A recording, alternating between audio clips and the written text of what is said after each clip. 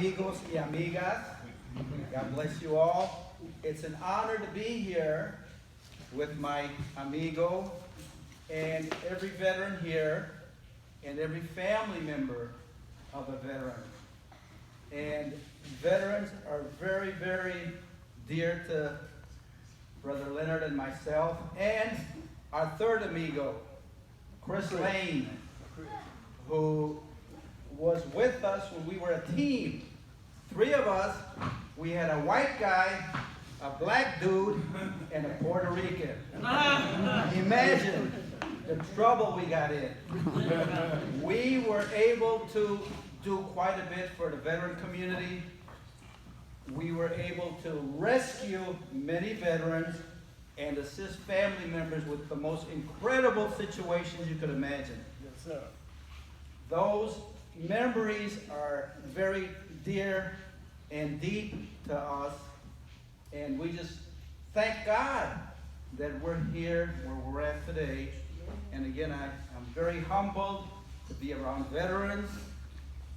We have so many veterans that have gone on to a better place, and we remember them. That's why we speak of Brother Chris Lane, Marine that we love so much. He was a dog handler in Vietnam.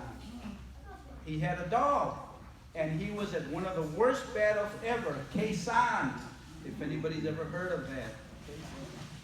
And he was an extremely incredible brother to us, and we have, again, such wonderful, lasting memories that just will never fade. But I'm retired. Thank God for that. I don't work. My wife says, we got to paint. I says, I ain't got to do nothing. Pay somebody. The only thing I got to do is die.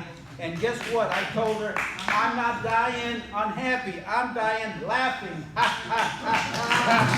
Everywhere I go, I say, smile, laugh. In fact, you know what? This morning, somebody here says to me, did you wake up grouchy?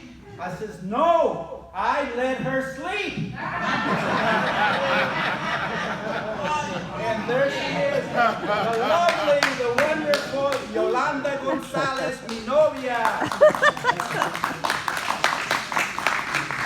I kid everybody and say, that's my girlfriend. I have to interrupt. I introduced him to her.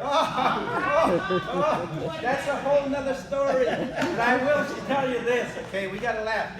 Years ago, when I was down and out and lonely and stupid and dumb, Yes, sir. I went to Puerto Rico, which is where I'm from. But anyway, I did meet a Puerto Rican gal. And I went to this guy and I says, What should I do? well, I says, I don't know what to do. There's this lady. I says, and she kind of looks at me like she's interested. And I says, I don't know what to do. And you know what he said? He said, if God gives you a gift and you don't receive it, do not expect a second gift. So there she is, and here I am, and we're happy, and God bless you all. Now, as a retired person, one thing that I did to deal with the memories of so much that we did, we were in the system probably over 30 years, and we were so involved and so personal with people that it affects us. So I got to the point where I could not function. I had the nightmares being around people who went through hell, and I had to retire because my mind was all screwed up. I love to travel with my wife, so we traveled. It took me about 6 years to clear my head. She says I probably need a couple more years, but it's not too bad at the moment. However, as a therapist, a counselor, one thing I learned is that you cannot live in the past. The Bible says, forget the past because I have something new for you today. So there's always something new. So that I wrote a book. It's titled, Burn Your Bridges, Don't Look Back. All right. And that's really important. stop living in the past. For example, people tell me, I remember when gas was 15 cents a gallon. Well, I remember when it was 14. That doesn't matter. What matters is hoy. Hoy in Spanish is today. Hoy, H-O-Y. Hoy, hoy, hoy, today. So let's live today.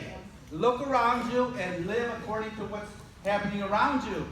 And I came up with a three-pronged approach that I use in my presentations, and it's called 3 Keys to Survive a Mental Meltdown. Because that's what I went through. And I studied and read and what have you and looked at different situations. And I'm going to share my 3 keys with you at no cost today. And those 3 keys revolve around what science tells you. I'm a researcher, I analyze. I mean, I've had a really interesting life. However, my 3 keys begin with the first key. And science shows that those that have a spiritual basis in their life have a longer, healthier life. You got to believe in something. And Leonard and I believe in the good Lord. And I don't care, and I tell people, I don't care what you believe in. You know what? If you want to believe in that rock over there, you're going to believe it. I mean, you believe what you want. I don't care. But I tell you what, if you believe in our God, you're going to be happier. You're going to have a longer life. So that, number one, remember, wherever you're at, and we have all ups and downs, you know that? Sometimes we're up, sometimes we're down. Sometimes the blues got a hold of you, right? So it's like this. So whatever you're going through, remember, numero uno. That's number one. Numero uno. Remember to rely on your spiritual beliefs. The good Lord's got you here for a reason. He's got a purpose for everybody here. And that's important, number one. Numero dos. Number two. You may probably already have gathered. My second key is laugh, laugh, laugh. You gotta laugh. You gotta laugh. You gotta laugh. If it wasn't for laughter, my wife would probably have me in jail somewhere. We laugh. We gotta laugh. Laugh. Laugh. I don't care what it is. You can laugh about it. Even serious things. When you've gone through hell, you know what you can do? Oh my God. There's always a funny side to things. Even in Vietnam, right, Leonard? People laugh in Vietnam. They laugh everywhere. You can laugh anywhere you want. So again, number one, spiritual basis. Number two, laugh, enjoy life. In fact, it's okay to sing in the shower. Do a little dance. Tickle a little child. Hey, do it, do it. Make yourself do things that are good for you. Spiritual basis. Number two, again, laugh, laugh, laugh. And number three, it's called an attitude of gratitude. I thank Leonard for everything he's done in my life, for encouraging me to marry. So I thank you for that and saving my life and so many things we did together. I thank every one of you for doing what you've done, being who you are, and accepting who you are, and appreciating. And no matter what you've gone through, you can always be thankful for something. I used to work at Children's Memorial years ago, and I would minister and help illegal, undocumented Mexicans that were straight from the border, and they had little children that were very ill. They were afraid of systems, they were afraid of police and everything else. But you know what? They came to the hospital with their sick kids.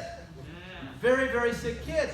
And I remember one lady that I said, oh my God, this is really rough, terrible what you go through. And she, you know what she said? It could always be worse. It could always be worse. I don't care what you go through, it could always be worse.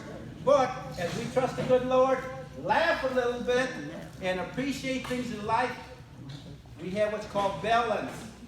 Balance is good for you.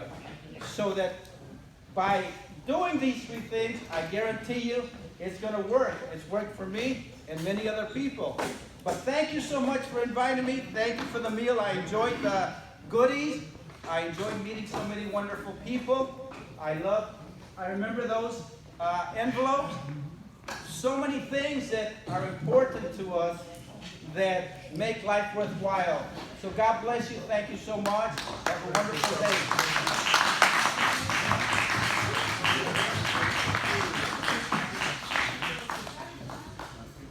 He is a talker.